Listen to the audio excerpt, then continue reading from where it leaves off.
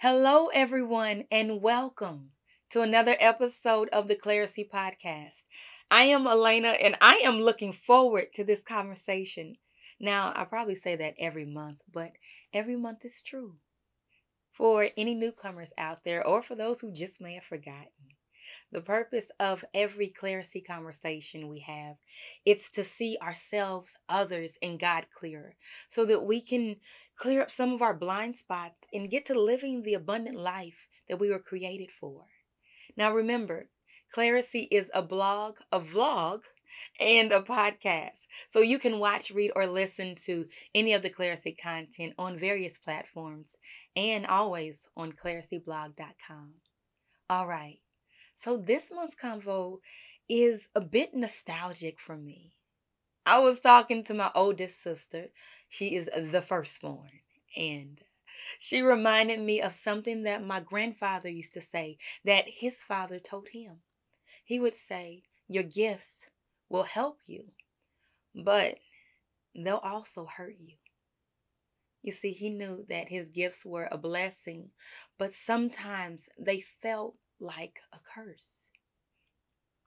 I loved my grandfather dearly, and I used to say that he was my person, but I don't think that he ever found his way past this point, and I doubt that my great grandfather did either. It seems like they stopped at the painful part of the process and they just accepted it as the reality of a gifted life.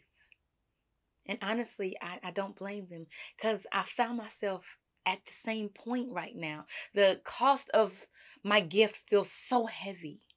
And it seems like everything I'm trying to do out of obedience is just blowing up in my face. I am so tired of being drugged by this struggle bus. Can I be real with y'all? Whoever out there said, yes, thank you. I felt that. Y'all, sometimes being me is exhausting. I feel misunderstood and taken advantage of and devalued. It seems like other people get off so easy and so much is required of me. There are times when I wish I could just unsee the issues in people that I detect. I wish I could not notice the need of not one more person and just give back this helpful heart. I don't want to enlighten you. I don't want to help you see what God is saying to you. I don't want to write another social media post, another blog, or post another podcast. I want to close my eyes, shut my mouth, and just put my brain on pause. But there are some times when I can't turn it off. It is as natural to me as breathing, and God requires me to pour out even when I feel like I have nothing left. And it makes me wonder, if I could have chosen my gifts, would I have chosen these?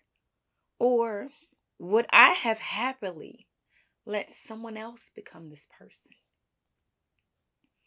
You see, I understand we should be grateful for our gifts, and I am, but level with me for a second. What do you do when you didn't choose what you were given? And what's required of you seems like too much. Honestly, how do you rectify the cost when deep down you would consider giving the gift back if you could?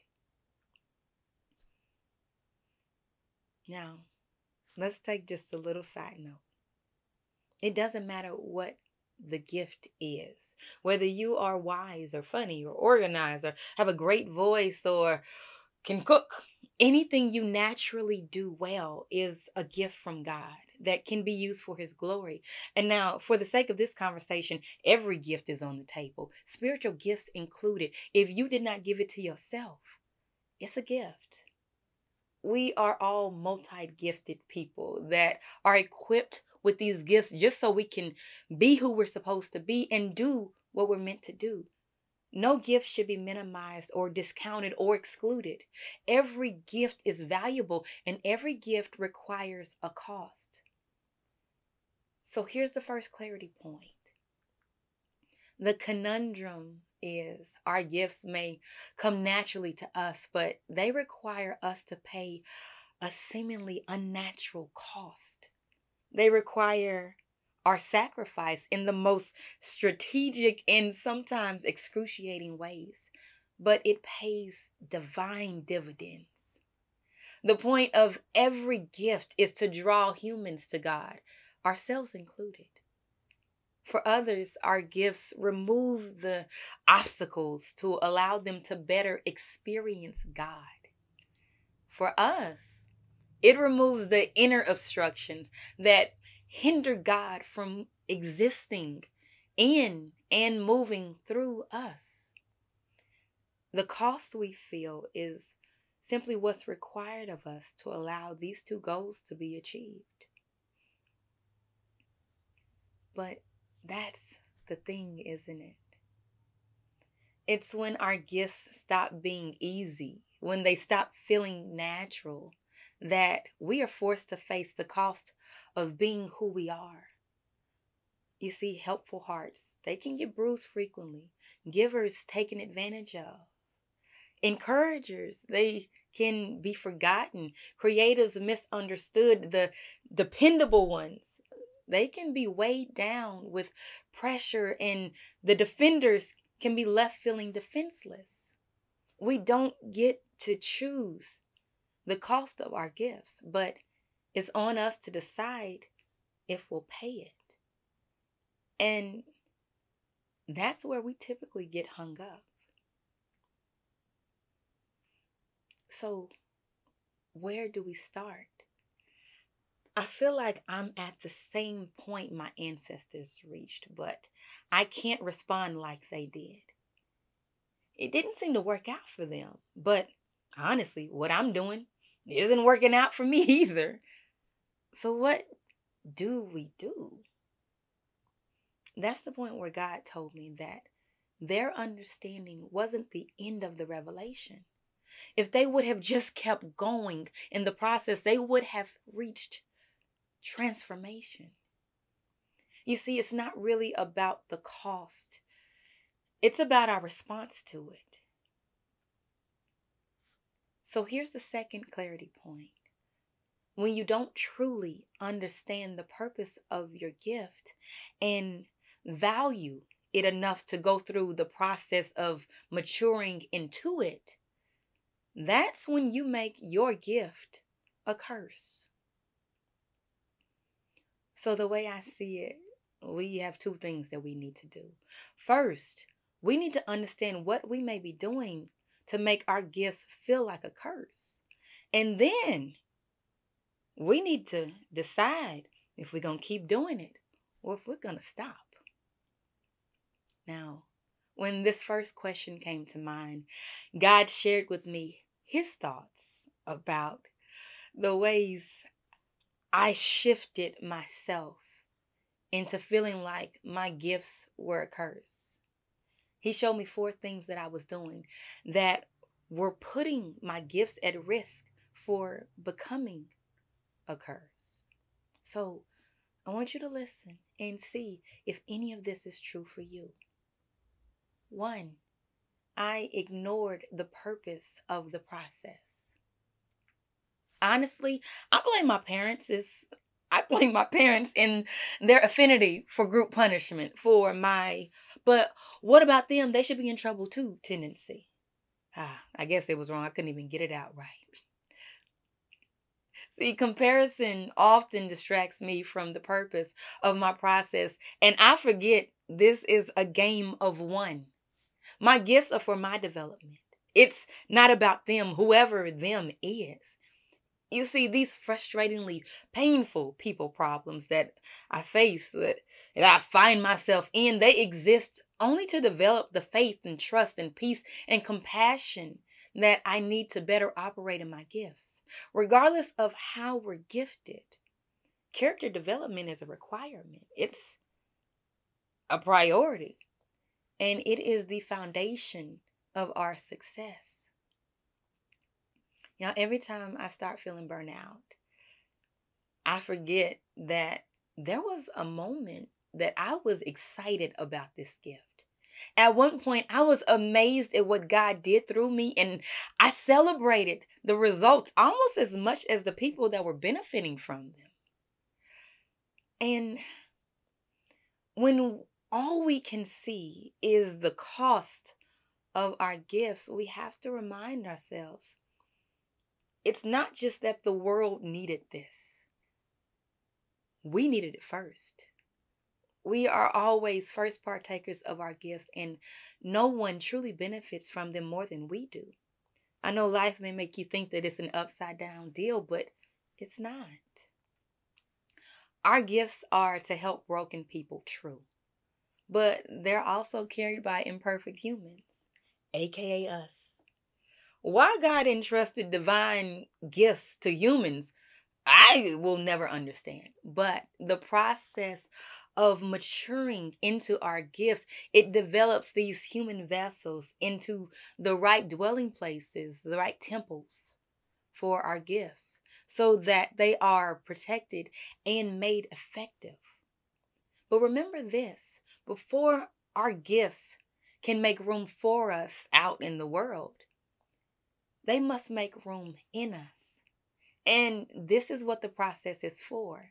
Every imperfect situation that you experience, every time you tried your best, but the results weren't what you wanted, that's the process of the gift making room in you, maturing you, developing you, and purifying you so that you can have a divine impact.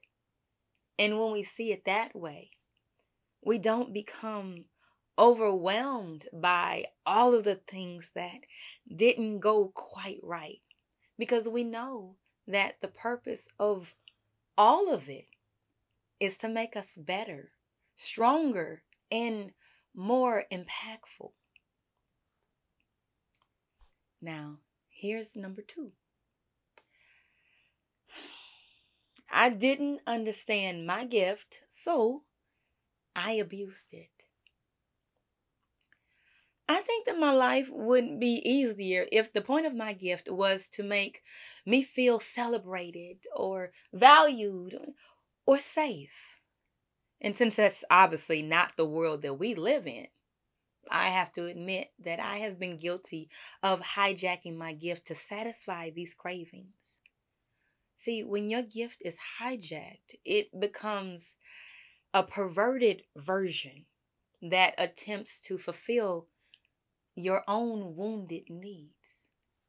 My gift to see others' needs, or my heart to help, my solution-oriented mind, it all became tools for my misfixed personality.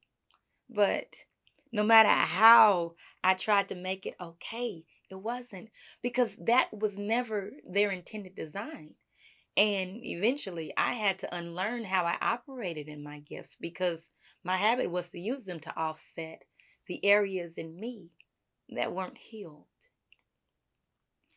So much of how I operated in my gifts was to satisfy my need to be useful and wanted. So the flip side was, when certain people rejected my help, they weren't rejecting my gifts, they were rejecting me. And it was a problem. See, we have to be careful to separate our identity from our gifts. They aren't who we are, they are just how we operate. When there's not a proper separation, the hits of criticism and rejection and judgment have a much larger impact than they're meant to. And the cost of our gift is much higher than it was intended to be, because somehow, some way, we tacked on our value and identity and self-esteem. You see, your gifts are how you are, but they're not who you are. We've got to let our identity expand past our understanding of our gifts. When we allow our gifts to be the totality of who we are, we limit who they can become, who we can become. You see, I thought I was just a writer, but who I always was wasn't who I was forever meant to be. Now, I'm a blogger, a vlogger, and a podcaster. And honestly, I never asked for any of it. But our gifts are meant to expand our view of ourselves because even we don't fully comprehend all of what we possess. So we don't comprehend all of who we are. As you mature, your gift and the definition of it will change. For me, I have always been a helper, but how I define what help is and what it looks like for me, it's changing. For so long, help was me by your side in the trenches with you, having conversations and giving you a helping hand. My version of help required me to be present, either visually or vocally, because when it came down to it, I only learned how to let go and walk away when I was mad. If I did not like you anymore, it was deuces, it wasn't a problem. But if I wasn't upset, I would risk going down with a sinking ship if I thought that I could save you. I have discovered that I confused help sometimes with a savior martyr complex. So to me, disconnection felt like abandonment. But God is a good teacher, and He used some painful experiences to show me the truth and to refine how I defined my gifts, and it purified them. Now, sometimes help is me walking away and allowing God to take it from there. Sometimes it's remaining silent and allowing you to find the revelation on your own. You see, this process with my gifts is maturing me, and I am learning not to assume that I'm being asked to fix every problem that I see. You see, when God benches me, it's always an opportunity for growth because I've learned that sometimes He will hold back you exercising a particular gift and He will reveal or strengthen another one. I may be hyper focused on one of my gifts, but God never is. It's never about being strong in one gift with Him, but developing every gift within us, whether we know that they're there or not. That's why we've got to follow the process. So I don't want you to be too proud to let God show you who you are. And please stop telling Him who you're not. Because at the end of the day, we don't really know. So now that we're halfway there, I have a few questions that I want you to consider. Is the execution of your gift pure? Now, be honest with yourself and think on it. Is any of how you do what you do, is any of it not necessarily for God or for others? Is any of it really for you? Now, when we make our gifts about fulfilling our needs, we taint them and we limit their impact because we siphon some of it because we held some back for ourselves. Now, number 3, I had unrealistic expectations of people. You know, it's funny. The very gift that allows me to do this vlog and podcast is the same thing that I often don't feel like I get enough of. I see so clearly others and their needs and the root of their issues sometimes, but those that I have wanted that from in return, it seems that when I show them me, they don't see it. And when I voice my needs, they don't hear it. And if I'm not careful, that's when I start wondering if any of this is worth it. And honestly, that's when I start slipping into hostage mode. Now, I never call it hostage mode. I always give it a different name. You know, I put the PR spin on it, make it sound a little better, not as bad. I will call it being discerning and strategic with my gifts, or conserving my energy, taking me time. But the preluding feeling is always that I feel tired of feeling taken advantage of, and I don't want to feel used anymore. So I tack on extra requirements for how and when I will use my gifts. It sounds like, okay, Lord, I'll speak to them, but only if they really seem like they'll listen. Or I'll do this for them, but they better be grateful. I'm never quite disobedient, but I start requiring something of the person I'm supposed to be giving to. You see, the hostage mentality, it always demands reward. And it's hypocritical because you're trying to exact payment for something that you freely received. It's was so often that I have made people responsible for my reward and in some ways made them the source of my validation. It's always subtle, never overt, but there's always just a little bit of judgment on their response. And that's when my gift is no longer freely given. Did they do anything with what I told them? Or did they value my gift by responding in the right way? In my head, I know that this is jacked up and it is not the way it's supposed to go. I know I shouldn't be focused on people's responses, but when you don't see God as your rewarder, you'll find someone else to give the title to. But the right title to the wrong person, it still ends up in disappointment for you and destruction for them. That's the way we end up making people a casualty. So say it with me. It is not people's responsibility to reciprocate or to reward me. Now, don't get me wrong. Reciprocation would be great. But sometimes we're trying to get blood from a turnip. And I think that we forget that the situations that require our gifts are typically filled with people who aren't gifted in the same way that we are. We fall into the trap of expecting people who don't have what we have to give what we give. Everyone is not you. You will be constantly disappointed if you expect you in other people. So face the reality of what they have to offer you without judging it or condemning it. Let who called you be responsible for rewarding you and value the reward that he promised. All right, here's the last one. And it's a little bit of a doozy. I let the pain of the process derail my compassion. You know, when we're operating in our gifts, it seems like we are at our most powerful and most vulnerable state.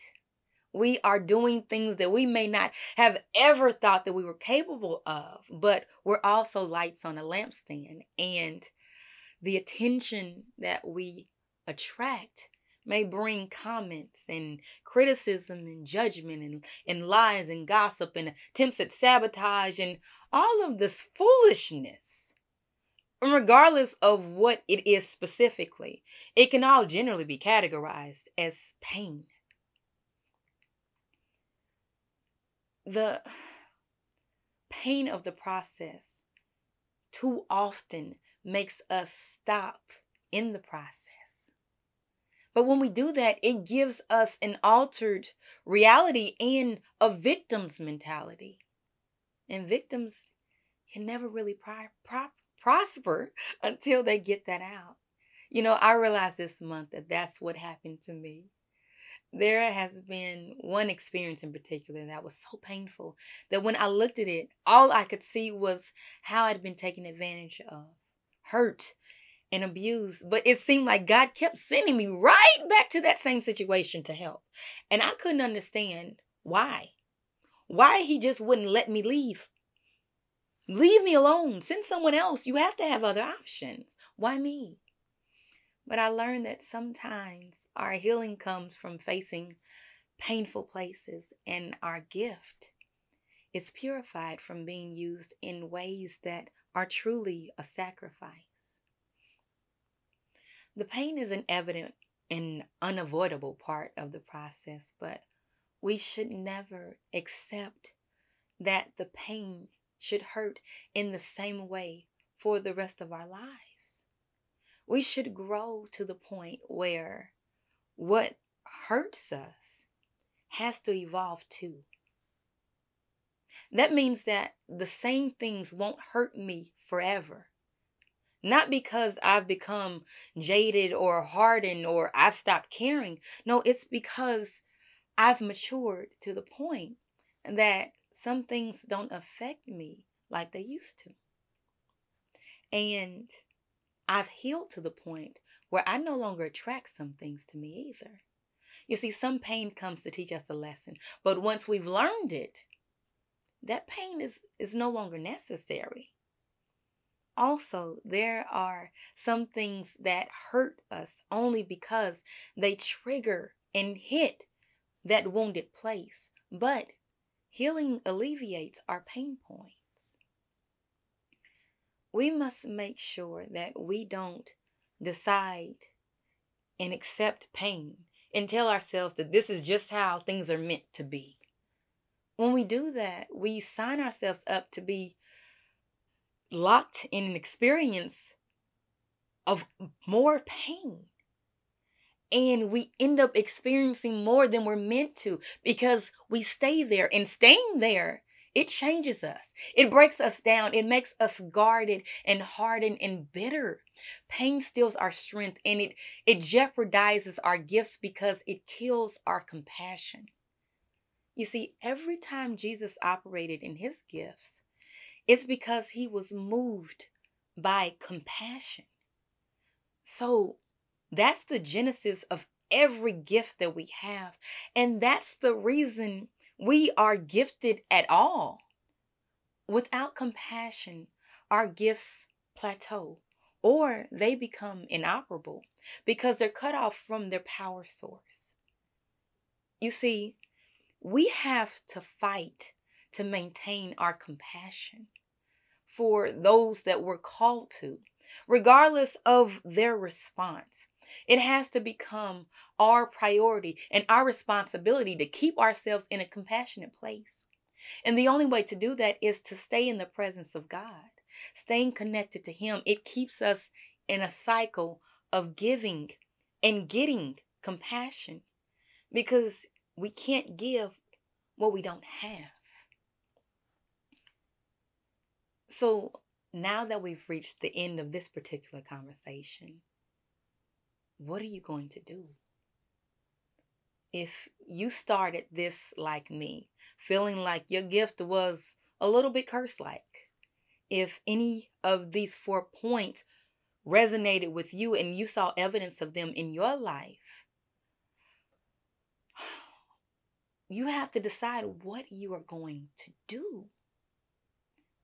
Will you accept the gift and pay the cost, or are you content to just stopping where you are in the process? Will you become this gifted person that you have the opportunity to be, or is there another version of yourself that you are more committed to or you'd rather become? Because honestly, the choice is yours. But remember, this articulation of your gift, where you are in the process, it is not the end. There is so much more for you. Our gifts grow and they evolve as we continue through this process. If we stop here, or if we try to get the gifts and use the gifts without going through God's process, we make our gifts a curse. But if we choose to pay the cost and continue in the process, oh, then transformation is waiting. I want everything God wants for you. And I pray that you want it too. And that you are willing to do whatever it takes to have it. So let me know. Let me know what you decide. Let me know what impacted you about this conversation or how your journey is. I always want to know how you're doing and how things are going. And so the best ways to let me know is by commenting on this episode or any of the Clarisee blog social media pages. You can also send me a message or leave a comment on the blog post for this episode at clariseeblog.com. I am truly invested in your journey, and I cannot wait to continue this conversation. So, talk soon.